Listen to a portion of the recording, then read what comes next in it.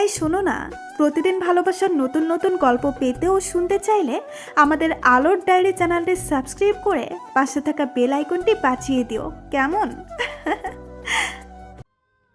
মেঘে ঢেকে আছে সম্পূর্ণ আকাশ। আকাশ বাতাসের কান্নার ধ্বনি। ফাতেমার বাড়ির লোকেরাই কান্না করছে, অথচ বেঁচে থাকতে কেউ কখনো কোনো খবর নেয়নি তার। হামিদের কালো পদ্মের গায়ে আজ সাদা কাফন। হামিদ বলেছিল সাদা নাকি কালো গায়ের রঙে মানাবে না, কিন্তু ফাতেমাকে মানাচ্ছে। কি ভীষণ শুভ্র লাগছে তাকে। নিষ্পাপ পবিত্র কালো পদ্ম আজ সাদায় ঢেকে গেছে। হামিদ স্তব্ধ হয়ে বসে আছে চৌকিতে। এখনো যেন বিশ্বাস হতে চায় না তার, কেন সে পদ্মের নাম মুখে এনেছিল। ফাতেমাকে পদ্মের কথা না বললে তো আজ সে বেঁচে থাকতো। তবে কি ফাতেমা হামিদের ভালোবাসার জন্য এতটাই মরিয়া ছিল যে নিজের জীবন ঝুঁকিতে ফেলতে সে দ্বিতীয়বার ভাবেনি? মাথাটা ভীষণ ফাঁকা ফাঁকা লাগছে। পানিতে ডুবে ফাতেমার মুখ সাদা ফ্যাকাশে হয়ে গেছে। কিন্তু এই সাদা তো হামিদ চায় না। সে তো তার কালো পদ্মই ফেরত চায়। এই সাদার কোনো প্রয়োজন নেই তার। তবে কেন এতদিন অবহেলা করে এসেছে তাকে? লতা কান্না করে চলেছে ফাতেমার কাছে যাওয়ার জন্য। চারু থামাতে পারছে না তাকে, এমনকি হামিদও পারছে না। যেই মেয়ে বাবা বলতে পাগল, আজ সে বাবার কাছেই থাকতে চায় না। সন্তান যতই বাবার ভক্ত হোক না কেন, দিন শেষে মাকে তার চাই চাই। এইটুকু মেয়ে কিভাবে থাকবে মা ছাড়া? ফাতেমাকে যখন পানি থেকে তোলা হয় তখন কি সুন্দর করে সেজেছিল সে। হামিদ রাতে ঠিক যেভাবে বলেছিল ঠিক সেভাবেই সেজেছিল ফাতেমা। কম ছিল শুধু পদ্ম ফুল। তবে ফাতেমার কি আদেও পদ্ম ফুলের সাজার প্রয়োজন ছিল? হামিদের এখন চিৎকার করে বলতে ইচ্ছে করছে, আমি কেন সাজতে বলেছিলাম তোমারে পদ্ম ফুলে? আমি আগে জ্ঞান বুঝি নাই তুমিই আমার পদ্ম ফুল। কিন্তু বলা হয় না। শোনার জন্য হামিদের কালো পদ্ম কই? হামিদ বাইরের কোনো পরপুরুষকে ভেতরে আসার অনুমতি দেয়নি। ফাতেমা অতি প্রয়োজন না হলে কখনো বাইরের পুরুষের সামনে যেত না। সেখানে তার মৃত্যুর পর কিভাবে পরপুরুষ তাকে দেখতে পারে? আর তাছাড়া হামিদের কালো পদ্ম অন্য কেউ দেখবেই বা কেন? হামিদ ধীর পায়ে এগিয়ে যায় ফাতেমার খাটিয়ার কাছে। চুপচাপ বসে তার এক হাত ধরে বলল, তুমি তো ভারী অভদ্র মাইয়া। একদমই আমার কথা শোনো না।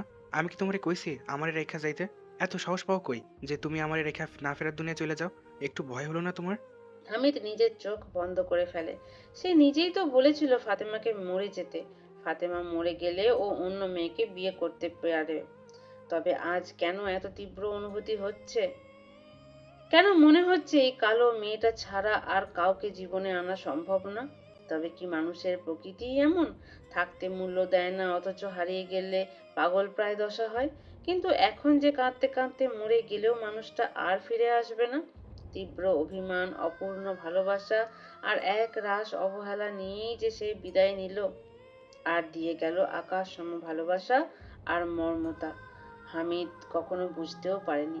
ফাতিমা, তুমি আমারে জিজ্ঞেস করছিলে না আমি তোমারে ভালোবাসি কিনা? তখন উত্তর দেই নাই। উত্তর তো জানতামই না। এখন শোনো, আমি ভালোবাসি তোমারে। তুমি বলছিলে না আমার ভালোবাসার জন্য তুমি সব করতে পারবা? এখন উঠো। আমি তো বলছি আমি তোমারে ভালোবাসি। এবার তুমি নিজের কথা রাখো। ফাতেমা উত্তর দেয় না, ওঠেও না। হামিদের মনে হচ্ছে তার যেন হৃদস্পন্দন বন্ধ হয়ে আসছে। কি হলো, উঠো না কেন? একবার উঠো। এতদিন করা সব অবহেলার প্রায়শ্চিত্ত করবো আমি। রানীর হালে রাখবো। অনেক ভালোবাসবো। উঠো তুমি। তোমার মাটি দিতে দিব না আমি। আমার কালো পদ্ম আমার কাছে থাকবো। তুমি তো আন্ধারেও ভয় পাও। তুমি কেমনে ওই আন্ধার ঘরে একলা থাকবা? আদেও কি কোনো লাভ আছে? থাকতে তো তাকে কখনো ভালোবাসোনি, প্রতিনিয়ত অবহেলা করে এসেছো। আর এখন তার যখন ফিরে আসার পথ নেই তখন ভালোবাসা দেখাচ্ছ? এই সব যা তা এই সব যা তা অভিনয় বন্ধ করো। আমার ভাবতেও ঘৃণা হয় তুমি আমার ভাই। তুমি মেরে ফেলেছো ভাবিকে। তোমার অবহেলা দিয়ে মেরেছো। এমনকি মৃত্যুর আগের দিনও যা তা শুনিয়েছো তাকে। তোমার আর নাজিমুদ্দিনের মাঝে কি পার্থক্য রইল বলতে পারো? দুজনেই এমন নারীদের খুন করলে যারা তোমাদের নিজেদের জীবন দিয়ে ভালোবাসে। আসলে রক্ত খারাপ তো। মানুষ কিভাবে ভালো আশা করা যায়? তুই অন্তত আমারে ভুল বুঝিস না। তুই ভুল বুঝলে আমি কই যাবো? বিশ্বাস কর, আমি সত্যি চাই না এমনটা হোক।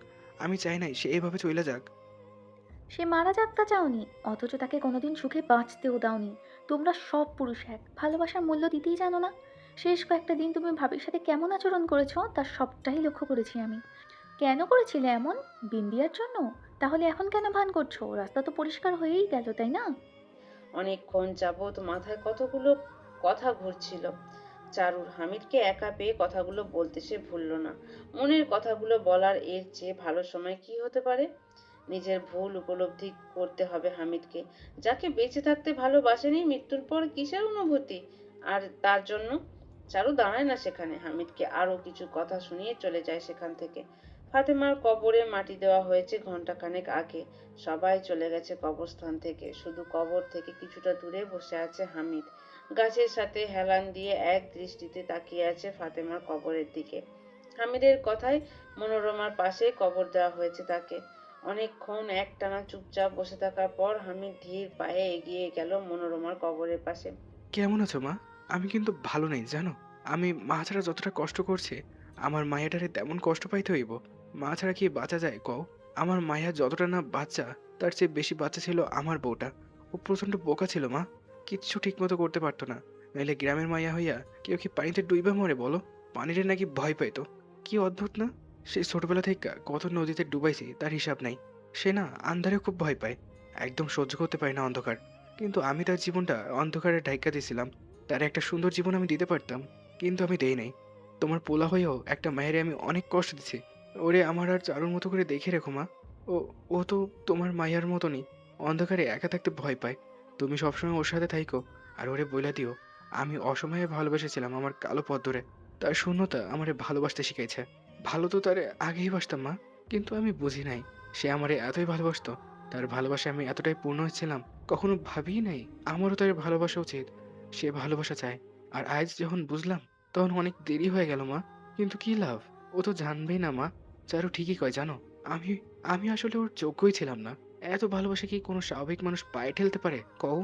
আমার না অনেক কান্না পাইতেছে মা, কিন্তু আমি পারতেছি না। বারবার মনে হইতেছে ওর জন্য কান্দনের যোগ্যতাও আমার নাই। কেমনে থাকবো কও? ঝগড়া লাগলেই তো কইতাম তুই মইরা যা, তুই মরলে আমি বাঁচি। এখন কোন মুখে তার বিরহে চোখের জল ফেলমু? আমি সময় থাকতে কেন বুঝলাম না মা? আচ্ছা, এটা কি স্বপ্ন হইতে পারে না? একটাবার আমার এই সুযোগ দেওয়া যায় না ভুলের প্রায়শ্চিত্তকরণের? কও না মা, যায় না? একবার খালি সুযোগ পাই, আর কোনোদিন আমি তারে অবহেলা করুম না।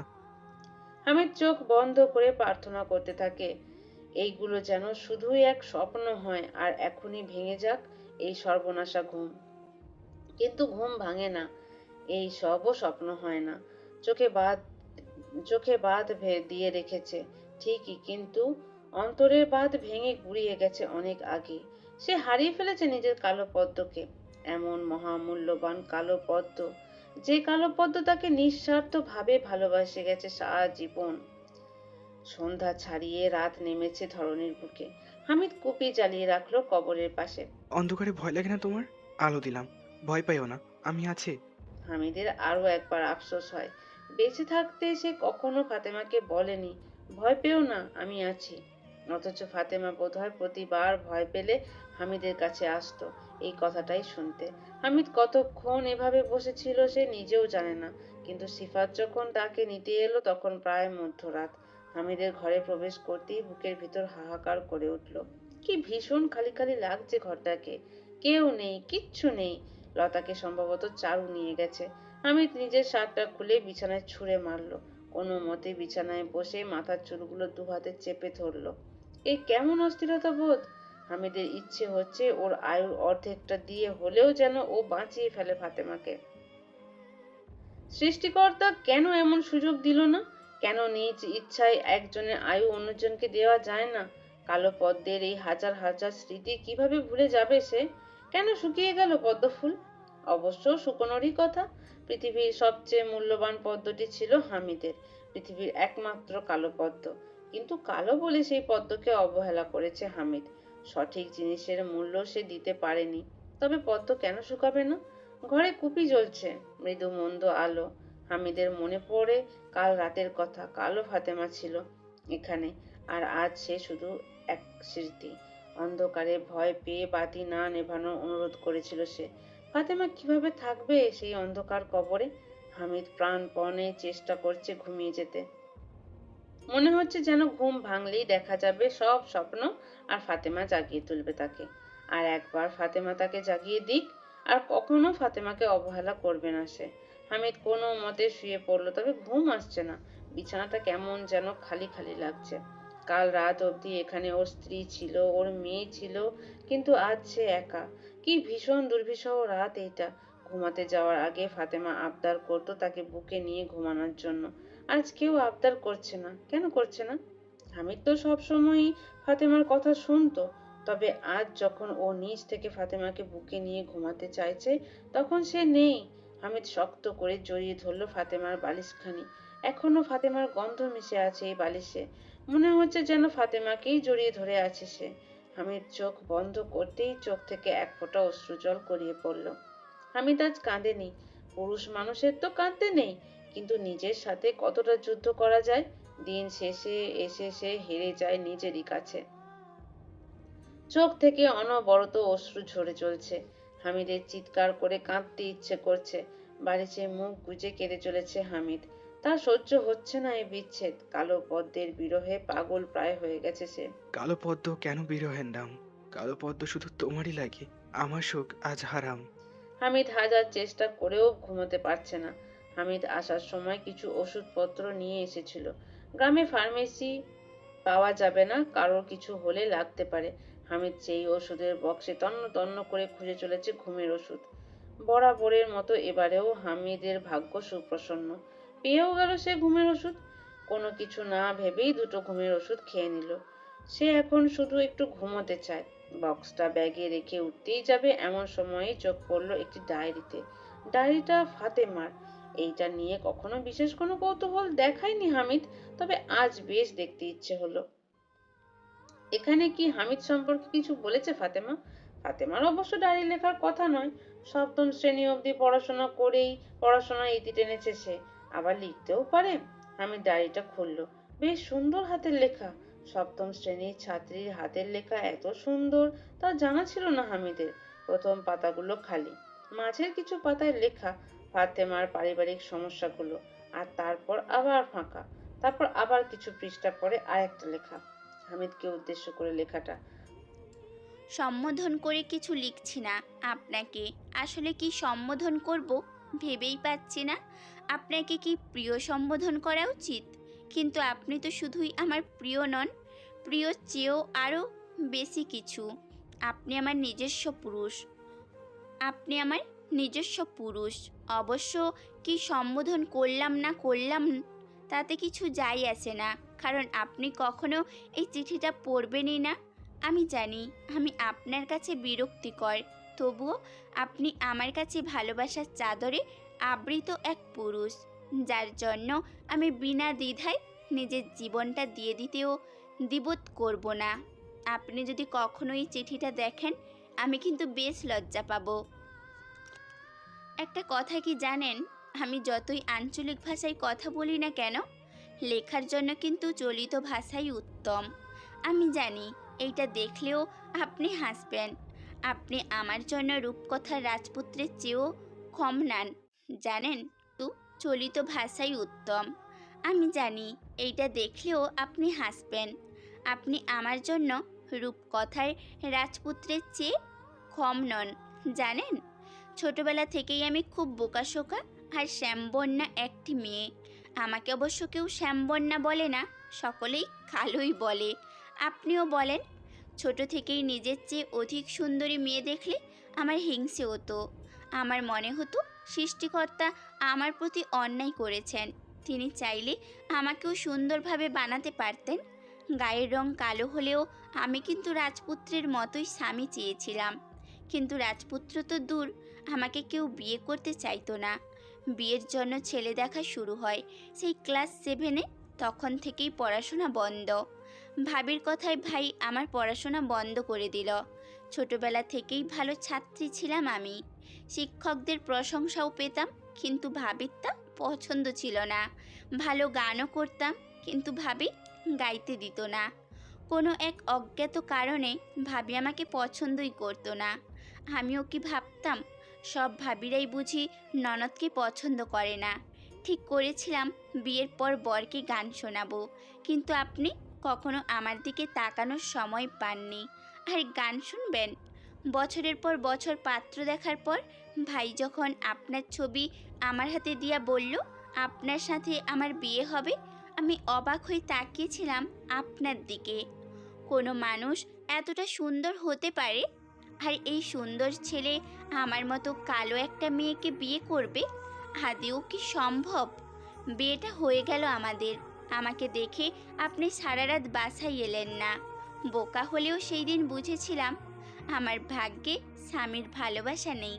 তবে মিথ্যে বলবো না, নিজেকে যতটা অভাগা ভেবেছিলাম ততটা ছিলাম না। আপনি আমাকে পছন্দ করতেন না, ভালোবাসতেন না, তাও কখনো অসম্মান করেননি, গায়ে হাত তোলেননি, কখনো পর নারীর প্রতি আসক্ত ছিলেন না। এই ব্যাপারেই আমি সবচেয়ে খুশি ছিলাম।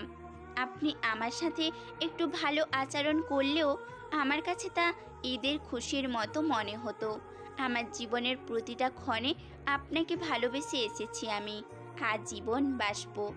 আপনাকে শতভাগ ভালোবাসি, বিশ্বাস করি ঠিকই, কিন্তু আপনার ভাগ আমি কিভাবে কাউকে দেব বলুন? আমার মৃত্যুর পর আপনি বিয়ে করবেন, সেটা ভাবলেও যে আমার কলিজাটা শুকিয়ে যায়।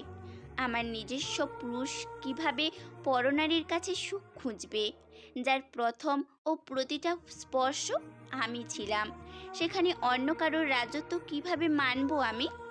আপনি যে আমার নিজস্ব পুরুষ। আমার মৃত্যু সহজ, কিন্তু আপনার ভাগ কাউকে দেওয়া কঠিন, ভয়ানকভাবে কঠিন। হামিদ স্তব্ধ হয়ে বারবার পড়ে চলেছে চিঠিটি। কি সুন্দর করে ফাতেমা লিখেছে নিজের মনোভাব। ইস, 2 বছরে একবারও তার গানটা শোনা হলো না, তার শখের ইচ্ছে পূরণ হলো না, শখের পদ্ম ফুলের মূল্য দেয়া হলো না। হামিদ বিড় করে কোনো মতে উচ্চারণ করলো, আমার শুকনা নদীতে পদ্ম ফুল ফুটেছিল, কিন্তু আমি তার মূল্য দিতে পারি নাই। সকাল থেকেই চিৎকার করে কান্না করে চলেছে লতা। চারু হাজার চেষ্টা করেও তাকে থামাতে পারছে না। রাতে ঘুমের ওষুধ খেয়ে ঘুমানোর কারণে হামিদের ঘুম ভাঙলো দেরিতে। বাসায় এখনো বেশ কিছু প্রতিবেশীরা আছেন, তারা চারুকে চুলায় আগুন ধরাতে নিষেধ করেছে। মৃত বাড়িতে 4 দিন অবধি আগুন জ্বালাতে হয় না। চারু প্রতিবাদ করে বলেছিল মনোরমার মৃত্যুর পরেও আগুন সে জ্বালিয়েছিল, কই কিছু তো হয়নি।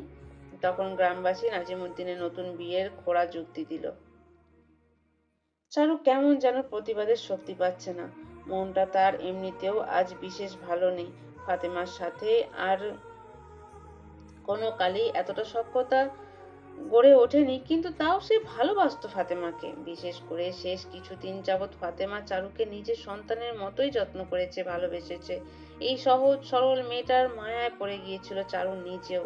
কত হাজার বার ফাতেমার পক্ষ নিয়ে হামিদকে কথা শুনিয়েছে, তার হিসেব নেই চারুর নিজেরও। তার উপর লতার কান্নাকাটি। টুনির মা দুধ গরম করে এনেছে লতার জন্য, চারু হাজার চেষ্টা করেও খাওয়াতে পারছে না। কিছুক্ষণের মাঝেই হামিদের ঘুম ভাঙে। মেয়ের কান্নার আওয়াজে মুহূর্তেই ছুটে আসে সে।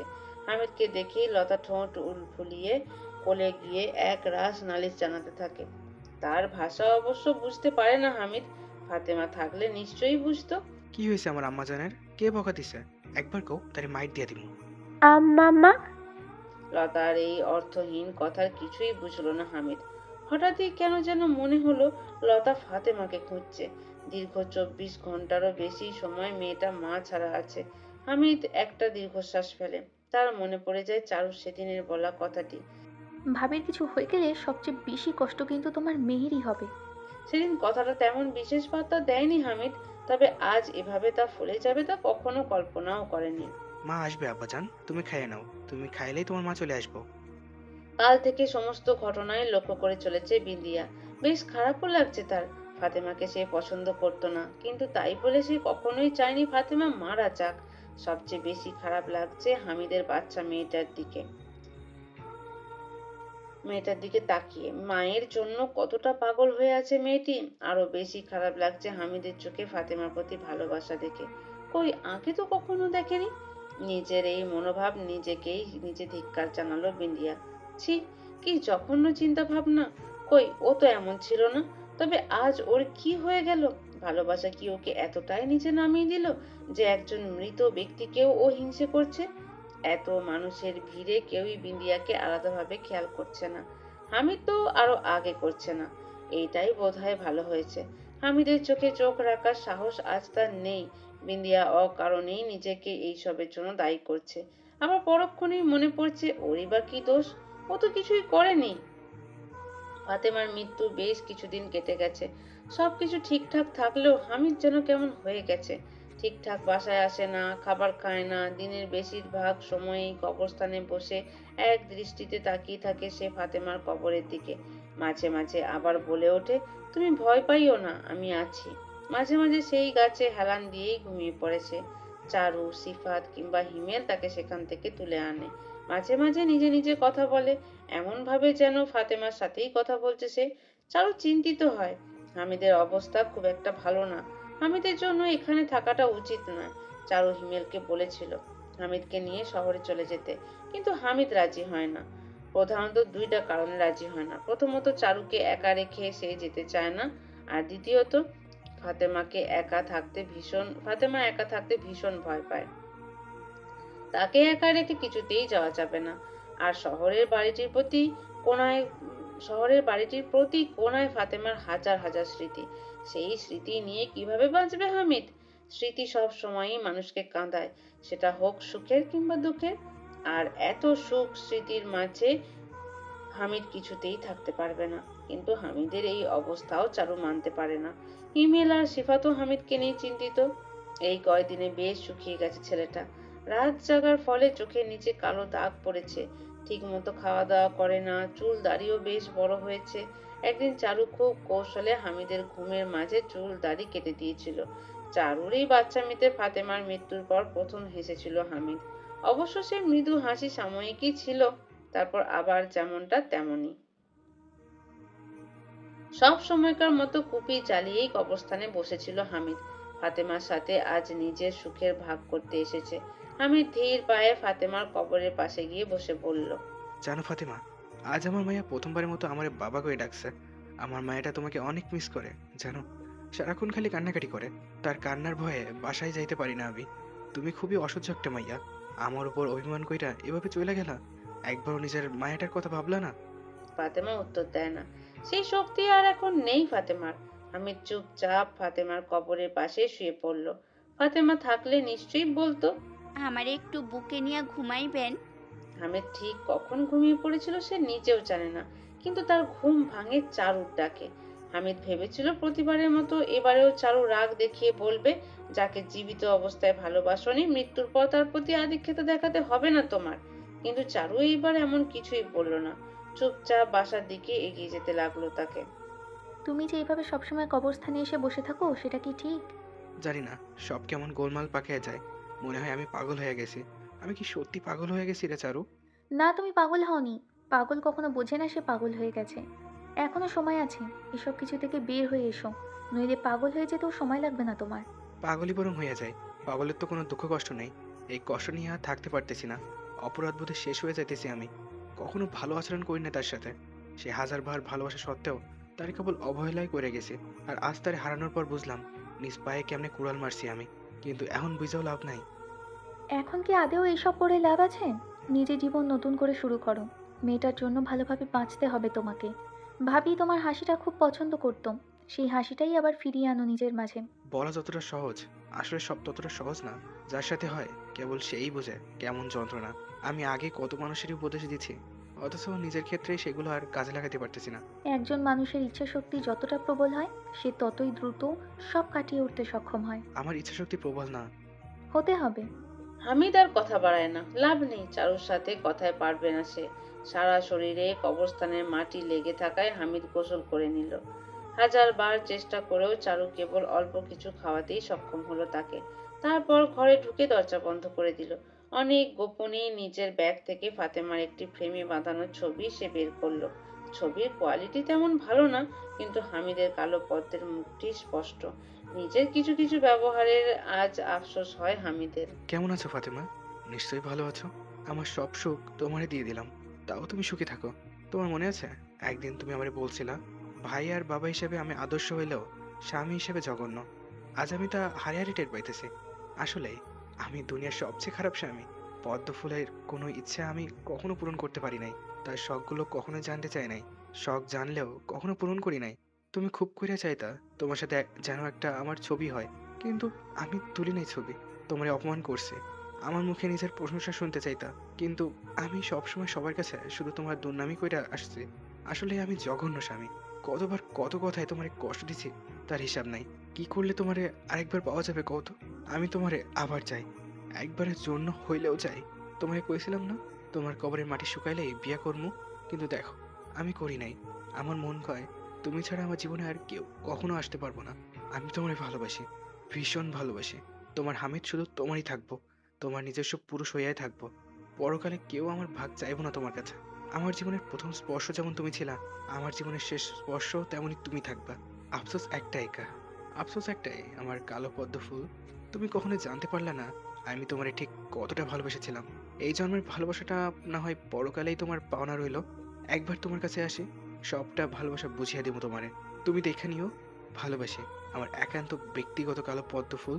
পারো তো দুনিয়ার সবচেয়ে নিকৃষ্ট তোমার এই স্বামীটারে মাফ করে দিও। ফাতেমার মৃত্যুর পর প্রায় 2 মাস কেটে গেছে। সবকিছু মোটামুটি ঠিক হয়ে এসেছে, তবে ঠিক হতে পারেনি হামিদ। আজও কালো পদ্মেই আসক্ত সে। এত ভালোবাসা কবে জন্মালো তার প্রতি? এই কয়দিনে বিন্দিয়া একবারও আসেনি হামিদের সামনে, কিন্তু এইবার আর কোনো সুযোগ নেই।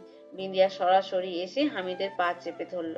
হামিদ অনুভূতি শূন্য মানুষের মতোই বসে রইল। বিন্দিয়ার প্রতি প্রচন্ড রাগ তার। এই মানুষটার জন্যই শেষ কয়টা দিন ফাতেমাকে প্রচন্ড অবহেলা করেছে সে। দোষ অবশ্য বিন্দিয়ার একার ছিল না, দোষও তারও ছিল। সে কেন এই মেয়ের কথায় চলে আসবে? তাই বিন্দিয়ার উপর কোনো রাগ দেখাচ্ছে না। এই মেয়েটার চেয়েও তো বড় দোষী সে নিজেই। হামিদ ভাই, আপনি কিছু একটা করেন। আমি বাসুম না আপনারে ছাড়া। কালকে আমারে দেখতে আসবো, সব ঠিকঠাক হইলেই বিয়াও হয়ে যাব। আপনি কিছু একটা করেন। কি করবো? চাচিরে রাজি করামো যেন তোমার বিয়ে এমনি না দিয়ে ধুমধামের সাথে দেয়? না, আপনি মাইরে বলবেন আপনি আমারে বিয়া করতে চান। আমি আপনারে ছাড়া কাউরে বিয়া করুম না হামিদ ভাই। আমিও তোমার বিয়ে করবো না। কেন করতেছেন আমার সাথে এমন? আপনি তো জানেন আপনারে ছাড়া অন্য কাউরে বিয়া করণের কথা আমি ভাবতেও পারি না। আপনি যদি আমারে না মাইনা নেন, তাহলে গলায় কলসি বান্ধা নদীতে ডুইবা মরা ছাড়া আমার আর কোনো পথ নাই। হামিদ হঠাৎই দাঁড়িয়ে গেল। কিছু মুহূর্ত চুপ থেকে ঘরের ভেতরে চলে গেল সে। অতি শীঘ্রই ঘর থেকে একটা কলস আর একটা দড়ি বের করে বিন্দিয়ার সামনে রেখে বলল, গলায় কলস বেঁধে নদীতে ডুইবা মরবা, কিন্তু তোমার কাছে তো কলস বা দড়ি নাই, তাই এগুলো নিয়ে আসলাম তোমার সুবিধার জন্য। যাও তাড়াতাড়ি নদীর ডুবিয়ে মরো, তোমার মতো মায়া এই সমাজে প্রয়োজন নাই। বিন্দিয়া স্তব্ধ হয়ে তাকিয়ে রইল হামিদের দিকে। সে কল্পনাও করতে পারেনি হামিদ এমন কিছু বলবে বা করবে, কিন্তু হামিদ এমন কেন করছে? ফাতেমা তো আর বেঁচে নেই। এতটা পাষাণ কেন হইতাছেন হামিদ ভাই? একটু দয়া করেন আমার উপর, আমি বাঁচতে চাই। তুমি বাঁচো কি মরো তাতে আমার কিছু যায় আসে না। বাসায় যে বিন্দিয়া, বিয়ের আগে এখানে সেখানে ঘোরা উচিত না। সবাই বলে তাতে নাকি নজর লাগে। তোর বিয়েতে কিন্তু আমি তোকে সাজাবো, তুই মানা করতে পারবি না। সারু, তুই সারু এমন করিস না আমার সাথে। তুই অন্তত আমারে বোঝার চেষ্টা কর। জমিদার বাড়ির ছেলের হাতে বিয়া ঠিক হয়েছে আমার। বিয়াটা হইয়া গেলে আমি বিষ খামু সারু। তোর ভাইয়ে তো তোর সব কথা শোনে। একটু বোঝা তোর ভাইরে। আমার ভাইয়ের নিজস্ব একটা জীবন আছে। তার যেমন ইচ্ছে নিজের জীবন তেমনভাবেই সাজাবে। তার যেমন ইচ্ছে নিজের জীবন তেমনভাবেই সাজাবে সে। বিয়েটা করে নে বিন্দিয়া, তবে সাবধানে থাকিস। ও বাড়ির সবাই যেমন খারাপ না, তেমনই সবাই কিন্তু ভালোও না। আর আমার ভাইয়ের আশা ছেড়ে দে। সে একবার যে সিদ্ধান্ত নেয় তাতে অটুট থাকে। আমরা দুই ভাই বোন একই রকম বিন্দিয়া। আমাদের মনে মায়া দয়া নেই। কোথাও না কোথাও বাবার ছায়া পেয়েছি আমরা দুজনেই। তোর প্রতি আমারই মায়া হচ্ছে না, আমার ভাইয়ের কি মায়া হবে? আমার প্রতি তোর মায়া হইতাছে না? সত্যি বলতে হচ্ছে না, করুণাও হচ্ছে না। আমরা মানুষ বিন্দিয়া, আর মানুষ কখনো নিখুঁত হয় না। আমরাও নিখুঁত না। আমাদের মন পাথরের মতো শক্ত। সেখানে কারোর প্রতি সহজে মায়া জন্মায় না। জীবনে অনেক ভুল করেছি, কিন্তু কখনো সর্বস্ব দিয়ে অনুতপ্ত হইনি। তবে ভাইয়া হয়েছে, ভাবির প্রতি করা প্রতিটা অন্যায়ের প্রতি সে অনুতপ্ত হয়েছে। আমরা যেমন সহজে কাউকে ভালোবাসি না, তেমনি একজনকে ভালোবাসলে নিজেদের সবটা দিয়ে ভালোবাসি। তাই বলছি, আমার ভাইয়ের মনে তুই জায়গা করতে পারবি না। বিয়ে করে সুন্দর মতো সংসার কর। চারুর কথার প্রভাবে নাকি অপরাধ বোধে সেইটা ঠিক বোঝা গেল না। তবে বিন্দিয়া জাবিনকে বিয়েটা করেই নিল। ছেলেটা ভালোই, শহরে থেকেছে অনেকটা সময়, আবার গ্রামেও থেকেছে। সে যেমনি শহুরে ভাষায় কথা বলতে পারে, তেমনি গ্রামীণ ভাষাও কথা বলতে পারে। সকলের সাথে মিশে যেতে পারে দ্রুতই। বিদিয়া সর্বোচ্চ দিয়ে চেষ্টা চালিয়ে যাচ্ছে জামিনকে মেনে নেওয়ার। হয়তো কিছুদিনের মধ্যে মেনেও নেবে। মানব মন বড়ই অদ্ভুত। যেসব কাজ আজ অসম্ভব বলে মনে হয়, সময়ের ব্যবধানে সেসব কাজই হয়ে ওঠে খুব স্বাভাবিক। তবে পুরনো দীর্ঘশ্বাসটি কোথাও না কোথাও রয়েই যায়। হামিদ সোনাদিঘির পাড়ে দাঁড়িয়ে থাকে। এখনো এখনো জল পদ্মে পরিপূর্ণ। পদ্ম কি কম ছিল যে হামিদের একটা মাত্র পদ্মকেও সে গ্রাস করে নিল? হামিদ ভাবে নিজের ছোটবেলার কথা। ছোটবেলায় ভালো ছিল। বড় হওয়ার এই কষ্ট আর সহ্য হয় না তার। কি সুন্দর 150 টাকা বেতনে কাজ হয়ে যেত তার। অবশ্য হতো না, সে শুধু হেলায় ফেলায় সময় কাটানোর জন্য ওই কাজটা বেছে নিয়েছিল। যদিও বাইরে দেখা যাচ্ছে সে কাজ করছে, তবে তেমন কাজ সে করতো না। গ্রামে সবকিছুর দাম কম ছিল বিধায় হাত খরচ কোনো মতে চলে যেত। তখন টাকা ছিল না, কিন্তু সুখে ভরপুর ছিল জীবনটা। আর এখন হাজার হাজার টাকা মাসে আয় করে, কিন্তু তাও মনে কোথাও একটু সুখ নেই। কালো পদ্মের সাথে সাথেই সুখটাও মরে গেছে তার। ইস, যদি একটা বার ফিরে পাওয়া যেত পদ্ম ফুলটাকে, আর একটা বার আবদার করত, আমার একটু বুকে নিয়ে ঘুমাইবেন? হামিদ নিজের সর্বশক্তি দিয়ে হলেও আঁকড়ে ধরতো নিজের কালো পদ্মকে। আর কখনোই যেতে দিত না, কখনো না। এই শোনো না, প্রতিদিন ভালোবাসার নতুন নতুন গল্প পেতে ও শুনতে চাইলে আমাদের আলোর ডায়েরি চ্যানেলটি সাবস্ক্রাইব করে পাশে থাকা বেল আইকনটি বাজিয়ে দিও, কেমন? তোমার কাছে বিষাক্ত ভালোবাসার সংজ্ঞা কি সুহাসিনী? হঠাৎ এই প্রশ্ন করছেন শিহাব? এমনি জিজ্ঞেস করলাম। বিবেকহীন, যুক্তিহীন, আত্মসম্মান বর্জিত অনুভূতিকে বিষাক্ত ভালোবাসা বলে। ঠিক যেমনটা আমি আপনাকে ভালোবাসি, কিন্তু আপনি ভালোবাসেন অন্য কাউকে। নিজের আত্মসম্মানের বলি দিয়ে আমি আপনাকে ভালোবাসি। তবে আপনার ভালোবাসাটা বিষাক্ত ভালোবাসা শিহাব, কারণ আপনি যাকে ভালোবাসেন সে আপনাকে ভালোবাসে না। এইটাও কিন্তু একটা বিষাক্ত ভালোবাসা। ঠিকই বলেছ সুহাসিনী, আমি যাকে ভালোবাসি সে অন্য কাউকে ভালোবাসে। এটা পৃথিবীর বিষাক্তম অনুভূতি।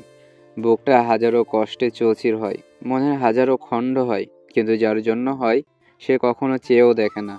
আর যদিও বা দেখে, তবুও তার মূল দেওয়ার সাধ্য তার নেই, কারণ সে ইতিমধ্যে অন্যজনের আসক্ত। শিহাব এক পলক সুহাসিনীর দিকে তাকিয়ে নিজের দৃষ্টি নত করে। সুহাসিনী যে কথাটা তাকে উদ্দেশ্য করেই বলেছে সেটা বুঝতে সময় লাগে না শিহাবের। তুমি বিয়েটা ভেঙে দাও সুহাসিনী, আমি তোমাকে যথাযথ মূল্যায়ন করতে পারবো না। মেয়ে হিসাবে তুমি শতভাগ পারফেক্ট, রূপে গুণে বুদ্ধিমাত্রায় অনন্যায়। সেখানে আমার নিজেকেই তোমার অযোগ্য মনে হয়। আমি তো কখনো তোমাকে মন থেকে ভালোবাসতে পারবো না। রূপ, গুণ, বুদ্ধি এসব থেকেই বা কি সিয়াব, যদি ভালোবাসার মানুষটিকে নিজের করতেই না পারলাম? সবার তো আর সব ইচ্ছা পূরণ হয় না সুহাসিনী। আমি স্বর্ণলতাকে ভালোবাসি, তাকে পাবো না জেনেও ভালোবাসি। আমার ভালোবাসায় কোনো খাঁচ নেই, কারণ আমি তাকে পাওয়ার জন্য ভালোবাসিনি। আমি তাকে পাবো না জেনেও ভালোবাসি। আমিও আপনাকে পাবার জন্য ভালোবাসিনি সিয়াব, তবে ভাগ্য যদি আমাকে আপনার সাথে মিলিয়ে দেয় তবে আমি কেন ছাড়বো? তুমি বুদ্ধিমতী সুহাসিনী, এসব বাচ্চামো তোমাকে মানাই না। তুমি যথেষ্ট ম্যাচিওর। আমার না আপনার স্বর্ণলতাকে দেখার খুব ইচ্ছে। সে ঠিক কতটা সুন্দরী, সে তাকে ছাড়িয়ে আপনার মন মস্তিষ্ক অন্য কাউকে কল্পনা করতে জানে না। সে যথেষ্ট সুন্দরী সুহাসিনী, তবে আমাকে কেবল তার সৌন্দর্য আকৃষ্ট করেনি। সৌন্দর্যের মায়ায় পড়লে বোধহয় অনেক আগেই তাকে ভুলে যেতাম। তবে আমি আজও প্রতিদিন একটু একটু করে নতুনভাবে তাকে ভালোবাসি। আর এই 5 বছরে এমন এক মুহূর্ত নেই যখন আমি তাকে ভালোবাসিনি। 5 বছর আগে আমি যতটা তাকে ভালোবাসতাম, এখন তার চেয়েও অনেক বেশি ভালোবাসি। কিন্তু এই 5টা বছরে আমি একবারও দেখিনি আমার স্বর্ণলতাকে। তাকে শেষবার দেখেছিলাম কিছুদিন আগে। নিজের স্বামীর কাঁধে মাথা রেখে বসেছিল নদীর পাড়ে। আমার স্বর্ণলতা ভালোই অন্যের সাথে সুখে আছে। আমিও চাই সে সুখে থাকুক। আমার সবটুকু সুখ চুষে নিয়ে আমার ভালোবাসাটা সুখে থাকুক। তাহলে তার তাহলে তার এই সুখ সহ্য করতে না পেরে বিয়ের তারিখ আগে বাড়িয়ে দিলেন কেন শিহাব? ভালোবাসার মানুষটিকে অন্যের হাতে তুলে দিতে সক্ষম এমন খুব কম মানুষই আছে দুনিয়াতে, কিন্তু ভালোবাসার মানুষটিকে অন্যের সাথে দেখার মতো সাহস কারণ নেই। তেমনি আমি জানি সরলতা অন্য কারো, আমি মেনে নিয়েছি, তবে স্বচক্ষে সেটা দেখার সাহস আমার মাঝে ছিল না। তাই রাগের মাথায় মাকে বলে বিয়ের তারিখ সামনে এনেছিলাম। যখন রাগ কমে এলো তখন বুঝলাম কি সর্বনাশ ঘটে গেছে আমার দ্বারা। এখন আমার হাতে আর কিছু নেই। তুমি বিয়েটা ভেঙে দাও সুহাসিনী। না শিহাব, আমি বিয়েটা ভাঙবো না। আমি আপনাকে চাই, যে কোনো মূল্যে চাই। তুমি আমাকে কখনো পাবে না সুহাসিনী। হয়তো পরিস্থিতির চাপে মানিয়ে নেবে, কিন্তু ভালোবাসাটা সম্ভব নয়। প্রতিটি মানুষের মনেই একটা বিশেষ জায়গা থাকে, আর ওই জায়গাটা কেবল একজন বিশেষ মানুষেরই দেওয়া যায়। আর আমি সেই জায়গাটা অন্য কাউকে দিয়ে দিয়েছি। আমি শেষ পর্যন্ত চেষ্টা করব মানিয়ে নেওয়ার, কিন্তু আমি যদি মানিয়ে নিতে অক্ষম হই তবে আমি পালিয়ে যাব সুহাসিনী। বিয়ের আসরে বর পালিয়ে গেলে সেইটা নিশ্চয় তোমার কিংবা আমার কোনো পরিবারের জন্যই সুখবর হবে না। ভালোবাসি আপনাকে শিহাব, সবটা দিয়ে ভালোবাসি। আপনার জন্য সব ধরনের কলঙ্ক মাথা পেতে নিতেও আমি রাজি আছি শিহাব। তুমি ঠিকই বলেছো সুহাসিনী। বিবেকহীন, যুক্তিহীন, আত্মসম্মান বর্জিত অনুভূতিকেও বিষাক্ত ভালোবাসা বলে। আমাকে খোঁজার জন্য খুব তাড়া, তাই না অফিসার? সোজা গ্রাম অবধি চলে এলেন, ফোন নাম্বার ট্র্যাক করছেন, সিমের ডিটেলস বের করতে চাইছেন। আপনার সাথে আমার কোনো শত্রুতা নেই, এই সব থেকে দূরে সরে যান। শুধু শুধু আমার শত্রুর সংখ্যা বাড়ানোর কোনো ইচ্ছে নেই। আর নিতান্তই যদি না সরতে চান তবে চলুন দেখা করা যাক কাল সন্ধ্যা 7টায়। কাল সন্ধ্যা 7টায় মধু রোড 7-5 পল্লীগেট ফ্যাক্টরির সামনে। করবেন নাকি দেখা? আপনার বউয়েরও তো খুব শখ আমার সাথে দেখা করার, তো আশা করছি আসছেন। হোসেনের কাছ থেকে পাওয়া বসের নম্বরটা সিফাত নিয়েছিল চারুর কাছ থেকে। সেই নাম্বারটা ট্র্যাক করে পাঠানো হয়েছিল, কিন্তু 5 বছরে একটা বারের জন্যেও সিম কার্ডটি ওপেন হয়নি। আর আজ সরাসরি এমন একটা মেসেজের জন্য প্রস্তুত ছিল না সে। সিফাত বিলম্ব না করে সরাসরি চলে গেল চারুর কাছে। লতাকে ঘুম পাড়াচ্ছে সে। হামিদ কিছুটা দূরেই চেয়ারে বসে দেখে যাচ্ছে নিজের মেয়েকে। ফাতেমার সাথে মিল নেই চেহারার, তাও কেমন যেন ফাতেমার কথাই মনে করাচ্ছে মেয়েটা। বেলিফুল, মধু রুট 7/5 পল্লীগীতি ফ্যাক্টরিটা কোথায়? অ্যাড্রেস তো আপনিই বলে দিলেন সিফাত, আমি আর কি বলবো। মানে আমি বলতে চাইছি জায়গাটা কোথায়? পাশের গ্রামে। পাশের গ্রামে কোথায়? এই গ্রাম থেকে উত্তর পূর্ব দিকে 9 কিমি। এই গ্রাম থেকে উত্তর পূর্ব দিকে 9 কিমির মতো গেলেই পল্লীগিতি ফ্যাক্টরি। আপনি হঠাৎ সেই ফ্যাক্টরির কথা জিজ্ঞেস করছেন কেন? সেটা তো অনেক আগেই বন্ধ হয়ে গেছে। আমার জন্মের আগেও এই ফ্যাক্টরি বন্ধ পড়ে রয়েছে, কোনদিন খুলতে দেখি নাই। 22 বছর আগেও যেমন ছিল এখনো তেমনই পড়ে আছে। এর জন্যই তথাকথিত সেই বস আমাকে সেখানে দেখা করতে বলল। বস দেখা করতে বলেছে মানে? কোন বস? সিফাত হামিদ এবং চারুকে ক্ষুদ্র বার্তাটি দেখালো। চারু এই প্রথমবারের মতো আশার আলো দেখতে পেল। সেই তথাকথিত বসকে আর খুঁজতে হবে না, সে নিজেই ডেকে নিয়েছে নিজের মৃত্যুকে। এইবার সকল হিসেব হবে সামনে সামনে, সমানে সমানে। নিজের জীবন দিয়ে হলেও চারু তার ভবলীলা সাঙ্গ করবে। হামিদ চোখ মুখ বন্ধ করে দীর্ঘশ্বাস ছাড়ল। শেষ অবধি চারু জানতে চলেছে সেই ভয়ঙ্কর সত্য। চারু কি আদৌ সইতে পারবে সেটা? প্রস্তুতি গ্রহণ করুন সিফাত, কাল রাতেই আমরা সেখানে যাব। বাচ্চাদের কে দেখবে? হিমেল দেখবো, ওই ভিতরে এমনিও কোনো কামের না। উল্টোপাল্টা কিছু হইতে দেখলেই প্যান্ট ভিজায় ফেলবো। এর চেয়ে ভালো সে এখানে বাচ্চাদের সাথে থাকুক। কথাটা কিন্তু খারাপ বলনি হামিদ। অতঃপর কাজ সবটাই হলো পরিকল্পনা মাফিক। নির্দিষ্ট সময়েই তারা পৌঁছে গেল ফ্যাক্টরির সামনে। নিচ তলায় কাউকেই দেখা গেল না। 3 জনেই সিঁড়ি বেয়ে দোতলায় উঠল, আর সেখানেই অপেক্ষা করছিল তাদের জন্য এক চমক। মোটা ভারী পুরুষালী কণ্ঠে কেউ বলে উঠল, বাহ, চলে এসেছো। তবে বলতে হয় সাহস আছে তোমাদের। আমার নরকপুরীতে তোমাদের আজ খুবই বাজেভাবে স্বাগত করা হবে। প্রস্তুত তো তোমরা? চারিদিকে অন্ধকার ছিল এতক্ষণ, মুহূর্তেই লাইট জ্বলে উঠল। সম্পূর্ণ মুখমণ্ডল কালো মুখোশে আবৃত এক ব্যক্তি। তবে চারু জানে এই লোকটি বস নয়, বস আরো লম্বা, হ্যাংলা পাতলা, কিন্তু এই লোকটার পেটটা একটু মোটা, লম্বাও নয় তেমন। যদিও চেহারা দেখেনি, তবুও হাত পায়ের কিছুটা কুচকানো চামড়া দেখে অনুমান করা যায় লোকটা নিঃসন্দেহে পঞ্চাশোর্ধ্ব। এইটা কি সেই বসের আন্ডারে কাজ করা কেউ? এইবার লোকটা মুখোশ খুলতেই চমকে উঠল হামিদ আর চারু, কারণ এ আর কেউ নয় বরং ছোট জমিদার সাহেব। হামিদের এখনো বিশ্বাস হচ্ছে না এইটা সেই লোক। এই লোকটা নিতান্তই সহজ সরল ধরনের। হামিদের সাথে বেশ কয়েকবার কথাও হয়েছিল তার। এই লোকের বেকুবের মতো কথাবার্তায় নিজ মনে কতবার হেসেছে তার হিসেব নেই। কিন্তু এই লোক কিভাবে বস হয়? এটা কিভাবে সম্ভব? না, আপনি বস নন, হতে পারেন না। নিশ্চয়ই বোকা বানানোর চেষ্টা করছেন আমাদের। ভালোই ভালোই তাকে বের করে আনুন বলে দিচ্ছি। আরে বাবা আস্তে, এত চিৎকার করো তুমি। আমি বস, আর তুমি যার কথা বলছো সে অভি, আমার ছেলে অভি। দেখা করবে তার সাথে পরে করো, আগে তোমাদের সাথে একটু কথাবার্তা বলি, চা নাস্তা করো, ততক্ষণে চলে আসবে অভি এবং স্মৃতি। ও তোমাকে তো বলাই হয়নি, স্মৃতি তোমার বোন, বিশ্বজিতের বড় মেয়ে। স্মৃতি অবশ্য তোমাকে বোন বলে স্বীকার করে না, পৃথিবীর সবচেয়ে খারাপ পজিশনে তুমি থাকো সেটাই তার লক্ষ্য। এই নারী চরিত্র সত্যি ভীষণ অস্বাভাবিক, নইলে কোনো শত্রুতা নেই, কিছু নেই, সে কেন তোমার খারাপ চাইবে বলো তো? যাই হোক, অনেকক্ষণ যাবৎ দাঁড়িয়ে আছো, এখন একটু বসো, চা নাস্তা কিছু করবে নাকি? আপনার এখানে খেতে আসিনি আমরা। যাক বাবা, ভালোই হয়েছে, এখানে খাবার দাবারের ব্যবস্থাও নেই, দূরের দোকান থেকে কিনে আনতে হয়। আরে তোমরা দাঁড়িয়ে আছো কেন? এতগুলো চেয়ার আছে, বসে যাও কোনো একটায়, নইলে কিছুক্ষণ পর যা দেখবে তাতে তো এমন ধাক্কা খাবে যে আর উঠে দাঁড়ানোর জোর পাবে না। বাজে বকা বন্ধ করুন, ডাকুন অভিকে। বাব্বা, এত শখ অবিকে দেখার? এক রাতে মায়ায় ফেলে দিয়েছে বুঝি? কথা বলেই ছোট জমিদার বিশ্রী একটা হাসি দিল। চারু ষষ্ঠ ইন্দ্রিয় অবধি ঘৃণায় রাগে বিছিয়ে উঠল। ইচ্ছে করছে এখনই এই নরপিশাচটির ধর থেকে মাথা আলাদা করে দিতে, কিন্তু চারু অপারগ, এখনো অনেক কিছু জানতে হবে তাকে। থাকুক, লজ্জা করলো না আপনি সকলের সাথে এইসব ভালো মানুষের নাটক করতে? লজ্জা থাকলে তো লজ্জা করবে। আরে বাবা, এইসব কাজে কি লজ্জা পেলে চলে নাকি? তুমি তো লজ্জা পেয়েই চলে গিয়েছিলে এখান থেকে। তো এখনো বোনকে বলনি বসকে? হ্যাঁ, আমার কথা হয়তো জানতে না, কিন্তু অভির কথা তো জানতে। বলো, জানতে না?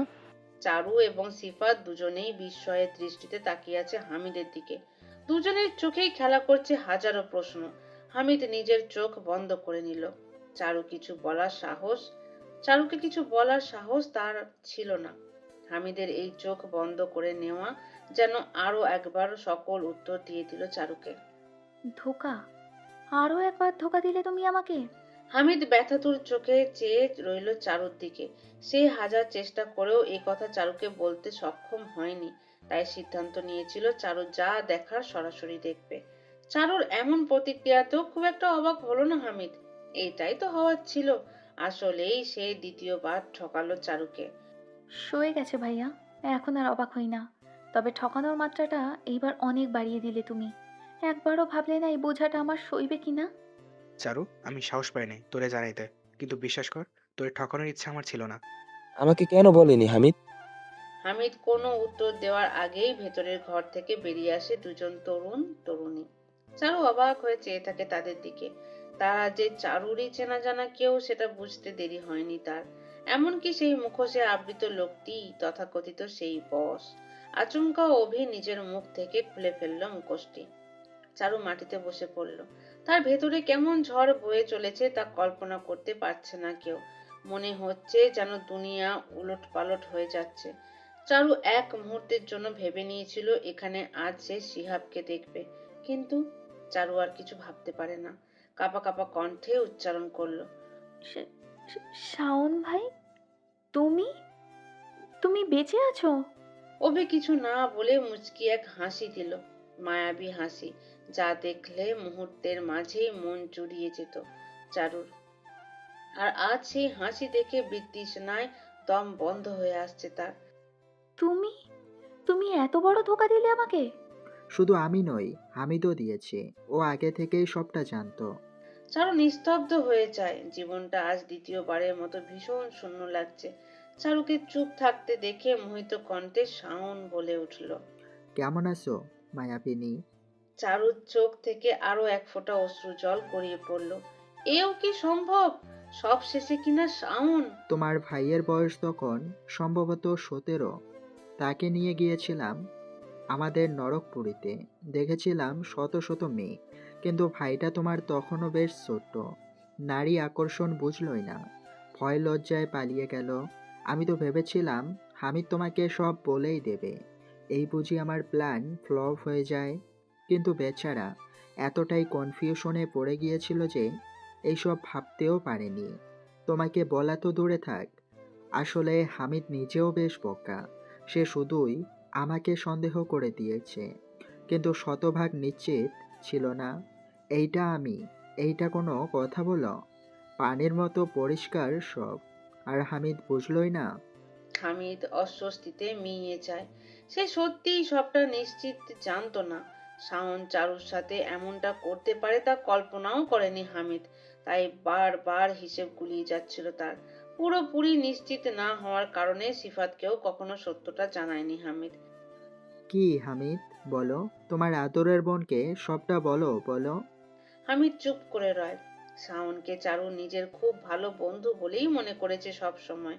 তার এমন জঘন্য রূপ কিভাবে মেনে নেবে? আদৌ কি সম্ভব মেনে নেওয়া? বাদ দাও, তোমাকে বলতে হবে না, আমি বলছি। বলবো নাকি? শাওন উত্তরে অপেক্ষা না করে নিজ থেকেই বলতে শুরু করলো। তোমাকে নিয়ে আমাদের অনেক প্ল্যান ছিল চারুলতা।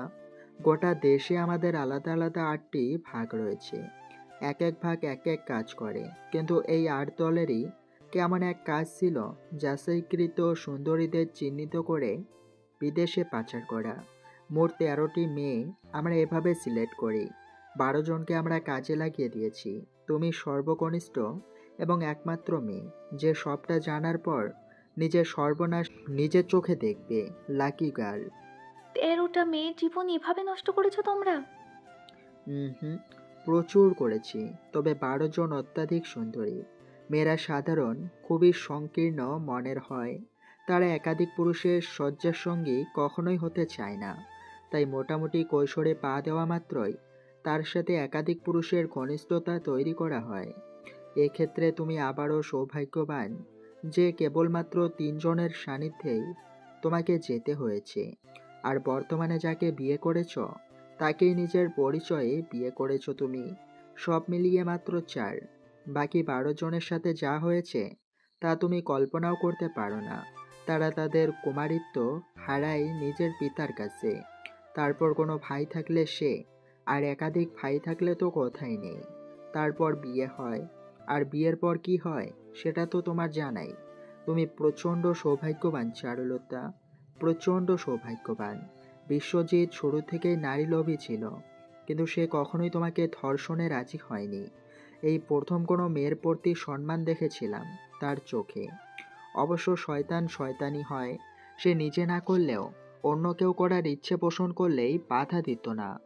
পিতৃত্ববোধ বিশেষভাবে ছিল তার মাঝে। বিশ্বজিৎকে দিয়ে যখন আর কোনো আশা থাকে না, তখন টার্গেট করি হামিদকে। হামিদের সাথে আগে থেকেই বন্ধুত্বের সম্পর্ক ছিল আমার। সেই সুযোগেই তাকে একদিন নিয়ে যাই সুন্দরী নারীদের ডেরায়। কিন্তু মনোরমা সত্যি ছেলেটাকে যোগ্য হিসেবে গড়ে তুলেছিল। মহিলার প্রশংসা না করে পারলাম না। সেই আদর্শেই হামিদ সেখান থেকে এক প্রকার পালিয়ে যায়, আর যোগাযোগ একেবারেই বন্ধ করে দেয়। হামিদকে দিয়ে তোমাকে প্রহার করানো তো দূরে থাক, মায়ের মৃত্যুর পরও তোমার রক্ষক হয়ে আমাদের পুরো পরিকল্পনাটা আবারও ভেস্তে দিল। এই অবধি হামিদ সহ্য করতে পারল না। নিজের বোনকে নিয়ে এমন জঘন্য মনোভাব কোনো সুস্থ মানুষেরই সহ্য হবে না। চেয়ারগুলো থেকে হাতের কাছে থাকা একটা চেয়ার উঠিয়ে ছুঁড়ে মারলো অভি ওরফে শাওনের দিকে।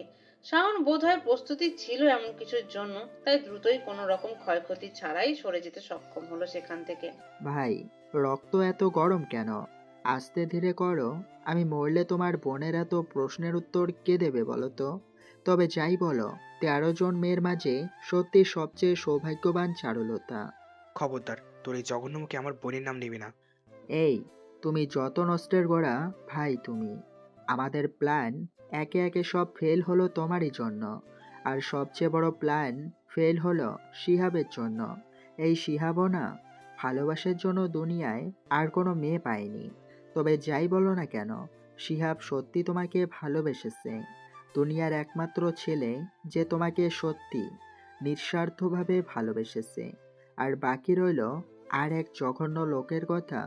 নিঃসন্দেহে সে তোমার জন্যেও জঘন্য, আর আমার জন্যও জঘন্য। কে জানে, বিশ্বজিৎ শেষ বয়সে এসে তার মনে হলো সে এইসব ঠিক করছে না। আমাদের বিরুদ্ধে প্রমাণ রাখতে সব লিখে রাখতে লাগলো একটা খাতায়। সাথে ছিল আমাদের একটা ছবি, কিন্তু অর্ধেকটা লিখতেই তোমরা আর ভবলীলা সাঙ্গ করে দিলে। আর সেই আধা লেখা খাতাটা গিয়ে পড়ল শিহাবের হাতে।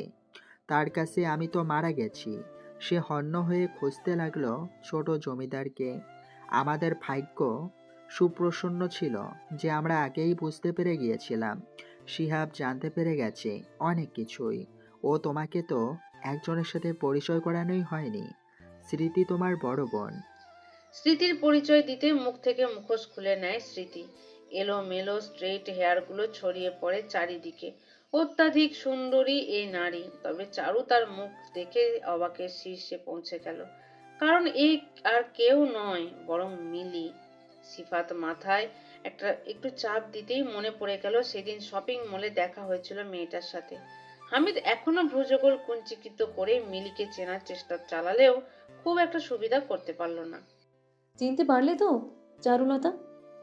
তুমি তুমি কিভাবে আমার বোন হও? তুমি তো সিহাবের বোন, তাই না? আজব এক ক্যারেক্টার তুমি চারুলতা। এখন তুমি গবেষণা করতে বসে যাবে আমি কার বোন। আশা করি তোমার নরকে বসবাস করার দিনগুলো খুবই কষ্টের সাথে কাটবে। এই সুন্দরীদের দিয়ে অনেক কিছু করিয়েছি আমরা চারুলতা। তবে তোমার জায়গা কেবল পতিতা পল্লীতেই হবে, এইটা স্মৃতির ঠিক করা। হামিদ অনেকক্ষণ যাবৎ চারুর এই অসম্মান সহ্য গেলেও এইবার আর পারল না। মুহূর্তেই রড জাতীয় কিছু একটা নিচ থেকে তুলে ছুঁড়ে মারলো সেটা অভির দিকে। অভি প্রস্তুত ছিল না, বিধায় সেটা সরাসরি তার মাথায় গিয়ে আঘাত করে এবং হাতে বন্দুক থাকায় এলোমেলো ভাবে সেটা এগিয়ে যায় হামিদের দিকে। ঘটনার আকস্মিকতায় স্তব্ধ হবি নিজেও, কিন্তু এমন সময়ে সিফাত ধাক্কা দিয়ে নিচে ফেলে দিল হামিদকে, আর গুলিটা সরাসরি তার বুকের বাঁ পাশে গিয়ে আঘাত করলো। চারু চিৎকার করে উঠল সিফাতের নাম ধরে, দৌড়ে এগিয়ে গেল সেখানে। চারিদিকে রক্তে রঞ্জিত হয়ে গেছে ইতিমধ্যে। সিফাতের নিঃশ্বাস নিতেও যেন কষ্ট হচ্ছে। কোনো মতে চারুকে বলল, আপনার সাথে অনেকে পথ চলার বাকি ছিল বেলিফুল, কিন্তু আফসোস তা হলো না। মেয়েটার খেয়াল রাখবেন বেলিফুল, আপনি ছাড়া ওর আর কেউ নেই। সিফাত সিফাত কি বলছেন আপনি? কিচ্ছু হবে না আপনার। আমি এখনই আপনাকে হসপিটালে নিয়ে যাব। লাভ নেই বেলিফুল, মানুষ নাকি মৃত্যুর আগেই বুঝতে পারে তার মৃত্যু হবে। আমিও বোধহয় বুঝেছিলাম। আমি আমার সকল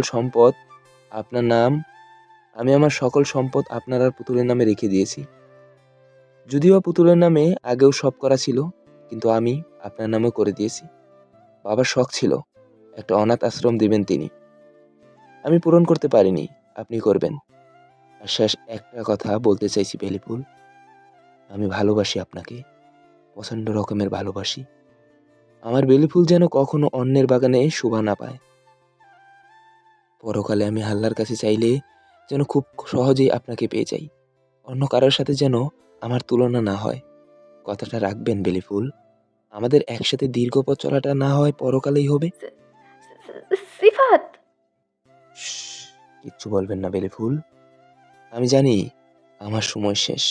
অন্তিম মুহূর্তটা আমি আপনার বুকে মাথা রেখে কাটিয়ে দিতে চাই।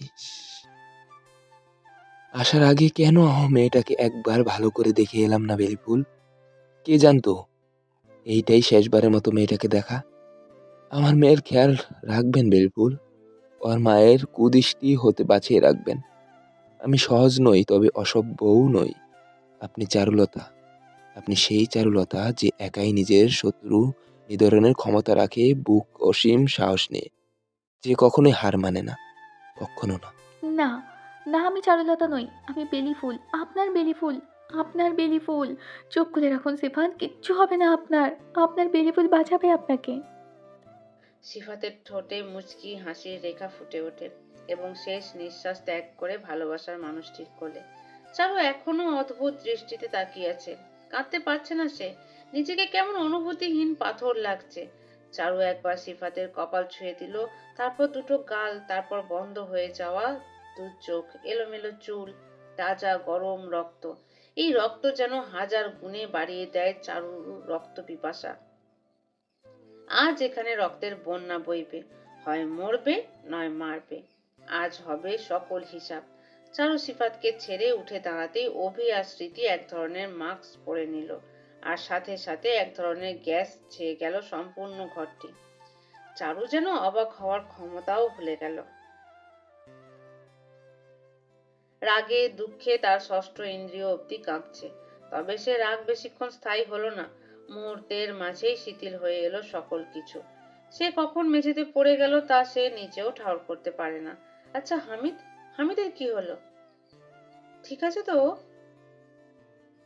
একটা চেয়ারের ওপর বসে আছে চারু, হাত পা সব বাঁধা।